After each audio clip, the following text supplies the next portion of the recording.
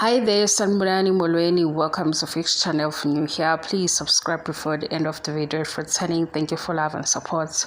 I appreciate you. Thandani Sembu, siyaxoxa futhi. Yo, inkulu indaba engomacele. Angisho ukuthi ungama ezicathulweni zakhe because kukhona strong esingawuthanda uphiwa abantu besifazane. Mhlambe kuthiwe traditional women fanele bebe njani asikho ke lapho because nami angifuni ukunipha lowo strong low. In low strong anguhalile.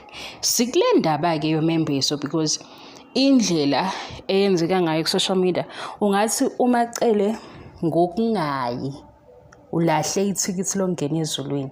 Ngibona abantu beyiviwa kanjalo.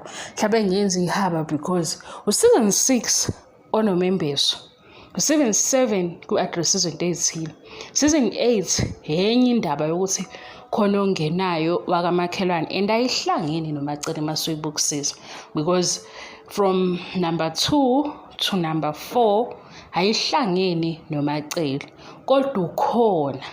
And i-support yakhe angazi ukuthi singayibeka kephi khona. Yabo isisho sithi husband makes a wife.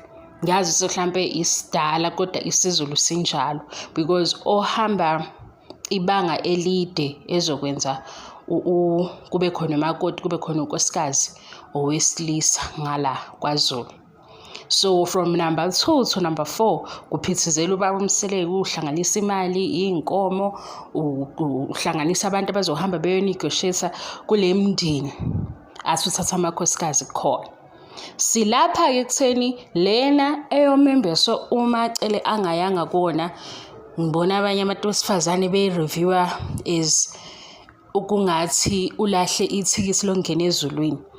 Mase ke befakazela ngokuthi waya kumembeso kaMayini. Ngifuna umembeso kaMayini umshado kaMayini silapho ke.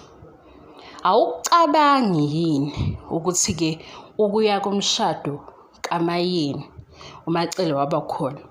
Wabuka umseleki eshada. Yila wazazi khona ukuthi kunjani ukubona uhusband wakhe eshada. Awucabangi yini ukuthi mhlambe lo yamuzwa iwona omenze wazazi ukuthi okay kanti mayeshada ngifila kanje mhlambe izinto ama emotions abanawo because ayikho right lento ukuthi ngaba isiZulu yini noma isintu neqiniso laso angazi ukuthi umamkhulu uzokwenziwa bitter yedwa as if yena kulabantu besifazana abakhona uyirobots okuthiwa tofoza uhappy abe happy. Yini ezoba mnandi ukubuka umyeni wakhe eshada? Yini nje emnandi? Asikho against imshado. Angise sikhuluma nomuntu la onenhliziyo njengami nawe naye futhi onegazi nento ayibonayo okungenzeka futhi imkhumbuza izinto ezithile. Uma umembeso omshado kaMayini lo owaya kuwona wamnika umuzwa ukuthi okay ukubuka umseleki eshada kukanje. Angifisa uku-experience lento futhi. Kodwa mase efika ku TV show akakwazi nophulukisho kanjalo ngoba unkosikazi walapha mina ngiview mina ngiyakwazi ukisho njengoba ngisho nje ukuthi kwakubuhlungu lapha yana ukuthi phela asikho isikhathi sokukhala kuyaphithizelwa bayashada abashadayo and ukhona naye uhusband wakhe lo oyiswa le nale emva kwalokho mhlawumbe akasatholi ngisho ithuba lokuthi akhulume naye khona la ehleli khona abamkhomba ngamakhanda bethi nangu umamkhulu wakhona ngaya phela umshado wesithembu kukhona umamkhulu asimbonanga futhi ukuthi wahamba nini and wayebonakala ke lo yaya ukuthi akumnandi. Yayi phela enye into efanele sibuka ngokuthi thina asifani no antu uyabona asifani no mabezi asifani nogogo bethu thina sikhula izinto sizibuka njengoba zinjalo sithi hayi kodwa khona hayi akukho kuhle asigxeke umshado sibuka ukuthi umamkhulu waye afuna ebe khona noma inhliziyo yakhe ingazukujabula waye enganikezwe ibreak beqhubeke bebhiyoza ababhiyozayo because ekugcineni umshado ukulobola noma yini eyenzakalayo izokwenzeka because umkhwenyana ukhona yena ayifunayo nemndeni ehlanganayo bazoba khona abanye umamkhulu maye ngekho konakalani. Sengithi ke kulo olobephendula ngokuthi waya emshadweni kaMayeni. Asithi wona mshado abane-experience yokuthi makushada umseleki uzizwa kanjani, yabo? Ngoba kulowa mshado kaMayeni ila wathi khona phela uMayeni unumber 3. Ngiyaxolisa. Sipho ukuba unumber 3 kungenaphi? Esebuza lapho esekhomenta yedwa ngoba phela ngithi uMakhumalo, uMayeni, uMakhumalo, uMacele, uMangwabe basho izinto abayishoyo ngokuwitnessa umshado kaMayeni. uMakhumalo washo kwakhe, uMacele washo kwakhe, noMangwabe washo kwakhe. Into engingayibamba ukuthi uMacele wathi kahle kahle uMayeni unumber 3. Kanti uMacele ngayizwa futhi eyisho lento ku-High Tea party le yamakhosikazi akwisithembu. Angazi kwase kwenzakaleni wasithi uMayeni phela unumber 3. Kodwa kwakade kuphendula uMayeni ngabona ukuthi shuthi redwe leyo ukuthi uMayeni unumber 3 isuke inendawo yokuthi khona into angasajabule ngayo. Uma-ke lapha kwaba nama-flashbacks emshadweni kaMayeni, wabona umseleku, wazazi ukuthi uzizwa kanjani. Iqiniso nje kulelo ukuthi wazizwa kanjani. And ayihlangene nomona nenhliziyo yakhe embi because ekugcineni kushada yena uhusband wakhe amshade engashadile. And akukho mnandi ngoba phela ukufika kwamakhosikazi njengoba esho nje uMayeni kwi-speech sakhe kuyi-surprise party kaMacele kwashintsha izinto ey'ningi empilweni yakhe. Because manje useyazi ukuthi lo baba wenzani. Singasakhulumi ukuthi phela before ashade bekuvele kunesiphithiphithi. Lana sibala ukuthi nangu unkosikazi nangu umama ulaphaya kuyabhiyozwa. And makubhiyozwa lona obhiyozayo ojabulelayo naye futhi ongeke manje sekuthiwa ongeke mhlampe naye esejabula uhalf ngokuconsider imizwa yalabo abakhona. Usemshadweni wakhe umseleki kufanele ajabule ngoba yena ugcina lento afisa ukuyenza. Ngapha nange uMacele mhlampe oseba nama-questions ukuthi hayibo, uma umshado waMayeni kwaba uwona owamenza ukuthi decide ukuthi ngeke eze eye kweminye imishado, ukucabanga lokho. Season 8 guys yophela le season. Ubaba uMseleki ufike noMakhwela wakhe kusha uMacele. Uyashisa ngoMacele ngimtshele abanye bafaka uparafini, abanye bafaka upetrol. Mina yibo abantu bayaperforma ngoba masingabuyela ekuqaleni asithathe ekuqaleni anifuni kupage 1. Sengimbonile ukuthi upage 1 anofuni.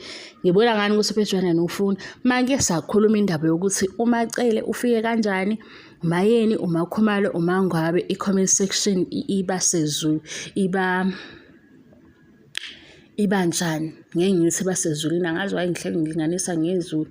Ngivele kuthuleke guys kube ngathi sizoboshwa. Uma nje sayiqala ekuqaleni sithi asiqale ekuqaleni ngoba ekuqaleni nakhona isiphithiphithi umnikazi waso uyavela ukuthi uba abasayifuni ngobani esiqaleni ama-faves ala ku-social media abamile kahle. And sibabambile manje, sibabambe ngani? Babalekela into eyenziwa umseleko bagxila kule eyenziwa uMacele. Sathi hayibo, injani into enje? Ukumbona umzali ohleze ethi hey ingane yami njalo ayenzi lutho, ilezi ingane zakamakhelwane. Sithi uyophaphama nini ebona ukuthi ingane yakhe iyamosha, engalobi ithi influencer y'ngane zakamakhelwane ngoba iy'ngane zakamakhelwane ziphindela kubazali bazo. Yena fanele ediscipline yakhe ingane kancane kancane. Wena ubani nje ubani? Kusho umzali ingane yakhe ahlala nayo engabe yazama ahluleke uyayiduda phela ingane ngoba ingane izoloba ithi uma wazi ukuthi ubani abangenza izinto ezirong. Kumashekela ba yena lo mzali ocasha ngabanye nayo lana into efanayo sesina hawu Nkosi yami sebethola ithuba lokusho ukuthi abayithandi lento ayenzayo kwasho kwacima ahlale azi ukuthi bazizwa kanjani. uMacele beme kancane ngesiphakhe ngoba vele obuyele emzumbe umnikazi wesithembu, ohamba abuye umnikazi wesithembu. uMacele ngaphela inyanga engababonanga. No way guys, bavele bangena ngaphansi kwetafula. Ngazo ungena ngaphansi kwetafula noma yini kwaba uMacele oprotectwayo. uMacele enza kazi nawo yini uMakhwela kanti ufike noba okabani uMakhwela. Kodwa ngizonixoxela ukuthi lento-ke iyaphinda futhi yona le yaMakhwela. Ngizonixoxela ngoba isikhathi ngizosithola. La bengizophendula lo othi kodwa waya kumembeso kaMayeni. Kumembeso kaMayeni waya, kodwa into esingayazi ukuthi inhliziyo yakhe yayijabule yini ukubona uMsileko because ekugcineni kosuku uyena husband wakhe lo shadayo. Futhi kufanele ngabe umnikeza $1,000,000 lokuthi eye emshadweni yakhe. Akamningani. Ade ngibuka nangali ku-The Gombies. Le mshado evelile ubayede behambile yakhona. And abantu mabembona ehleka bathi ubayede-ke uyagqiba. Uyahleka nje ngoba kufanele ukuthi ahleke. Kodwa ukubona umyeni wakho eshada akusiyinto enhle ngithi hawu abantu bayayazi leyo nto. Ngiyenzeka ukuthi i-audience yakwi-The Gombies neyakuthanda nesithembu abantu abangafani. Ngoba phela nakwi-The Gombies isithembu. Uma abahambe bayobuya kwesinye isithembu kushadwa mase bethi umamkhulu wakhona uyahleka ngoba nje egqiba mhlawumbe enzela ukuthi engakhali kodwa uphatheke kabi. Mase kuthiwa labo bantu abantu ababodwa bebuye kulo wasemzumbe abamthuka. Amahloni we-guys abantu besifazane. Why bethanda inhlamba, why bethanda ukukhuluma kabi. Ngisho into ungahambisani nayo kodwa uyakwazi ukukhuluma kahle. Kodwa kuyenzeka abantu belandela umfundisi kodwa bengabi nalo izwi ngixoxele. Kuyenzeka. Umuntu ethi ngithanda ubani ngeinkulumo zakhe ezakhayo kodwa enothukana. Ungabisazi ukuthi umlalela kahle lo othi uyamlandela noma awuzazi kahle hle. Bye bye, singaze sixabane. Bye.